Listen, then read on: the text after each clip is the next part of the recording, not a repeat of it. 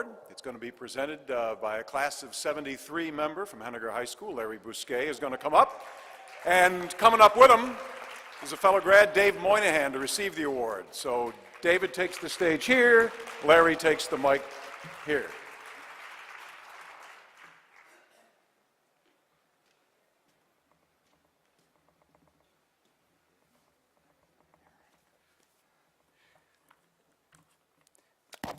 Put on the glasses. Well, David, following Mr. Breland is going to be a tough act. When David and I first knew Mr. Breland, he was our teacher at Lincoln Junior High School up on Vine Street Hill. So we've known him for a few years. It's my great honor and personal privilege to present the final Alumni of Distinction Award to someone who's been a friend since we started Salem Hyde Elementary School in the fall of 1960. Please don't do the math. Dave Moynihan attended Salem Hyde, the old Lincoln Junior High School, and graduated Henniker High School with the class of 1973. And you'll see, David, that a number of your Henniker classmates are here to wish you well. And I'd ask that those classmates rise to be recognized.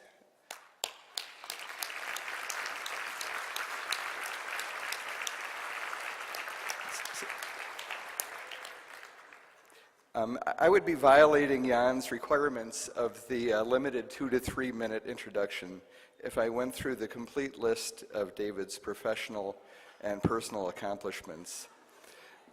But I'll give you just a taste of what a Henniker graduate can accomplish. I'll hit on some of the high points. By the way, there are some pictures that are apparently scrolling that may give you a little bit of insight into what it was like in the 1970s. In high school.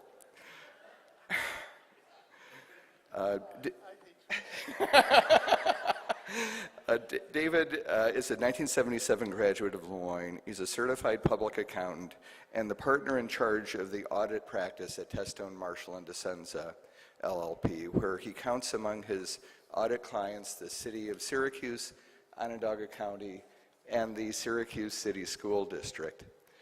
David is the past president of the New York State Society of Certified Public Accountants and has been recently nominated to become a member of the board of directors of the American Institute of Certified Public Accountants, the world's largest member association representing the accounting profession.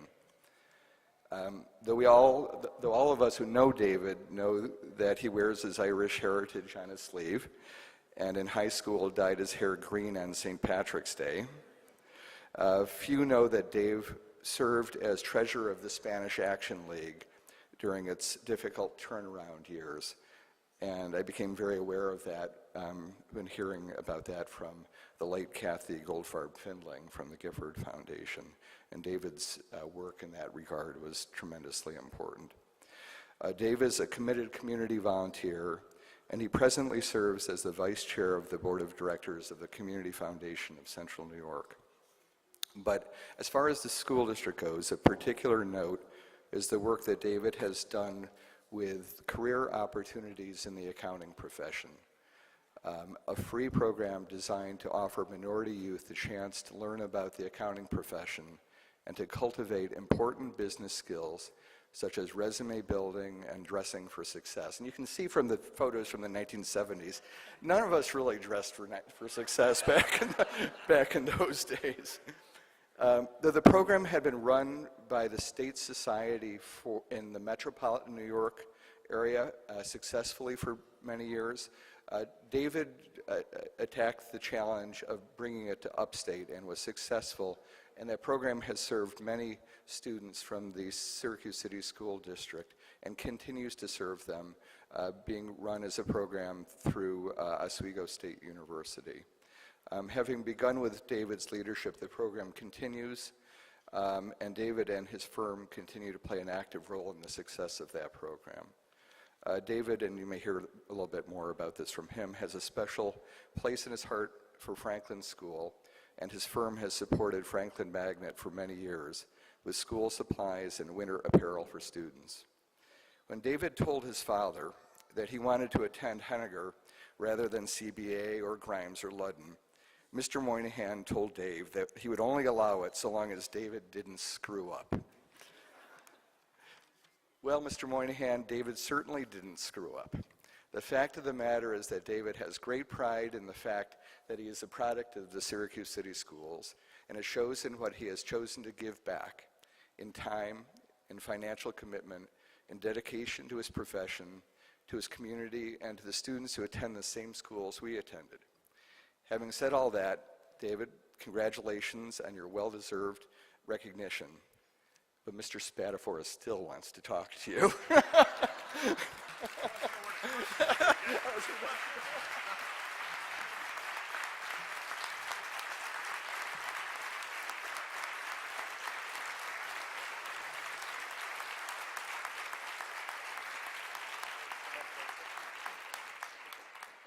Thank you very much.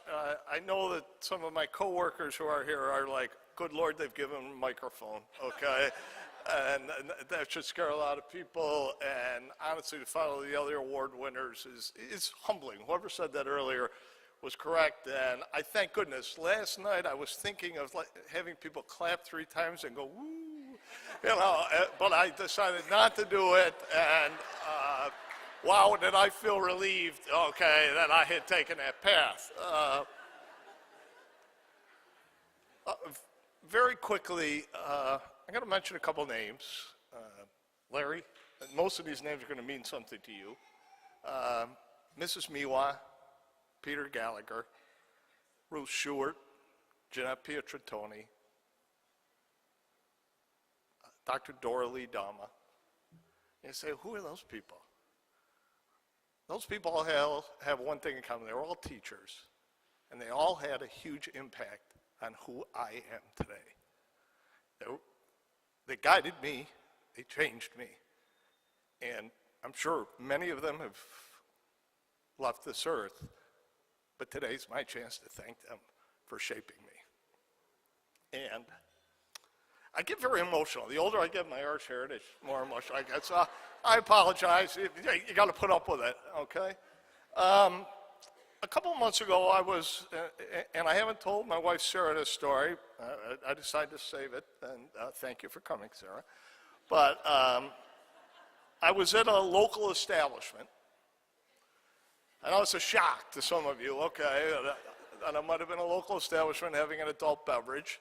And a conversation ensued next to me, and not that I was eavesdropping, but I kind of overheard, and they were talking about teachers that had a huge influence in their life. That was the conversation these 2 gentlemen were having. And one gentleman said, well, the teacher that meant the most to me was Mrs. Moynihan. And now I'm really leaning in, okay? And I finally stuck my nose in as I said, you didn't happen to have Mrs. Moynihan at Franklin School, did you? He goes, yep, it's my 3rd grade teacher. And I said, well, that was my mother. And I can't tell you how proud I was of my mother and to be her son and to know 40 plus years later, somebody was still talking about the difference she made in that person's life. So.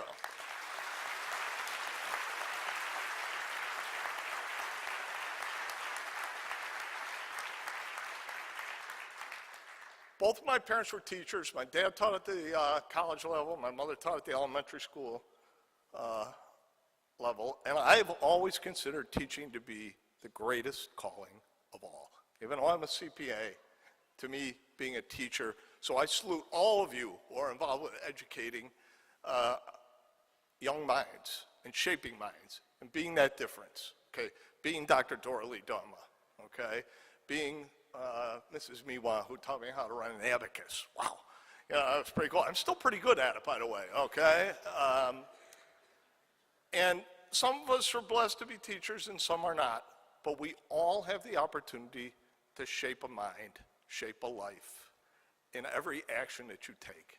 And I just ask you to remember that in everything that you do. Shape a life. Be that person that 50 years from now somebody says, that person really changed my life. And in closing, because that's the way I am, there's a couple tables of riffraff over here, okay? and I probably count myself as a part of the riffraff, okay, from Henniger, and I can't thank you enough for coming. And Nancy, if you could tell Tish, I really missed her, okay, that she had to leave early, Tish AC, but I thank you very much, and have a great weekend.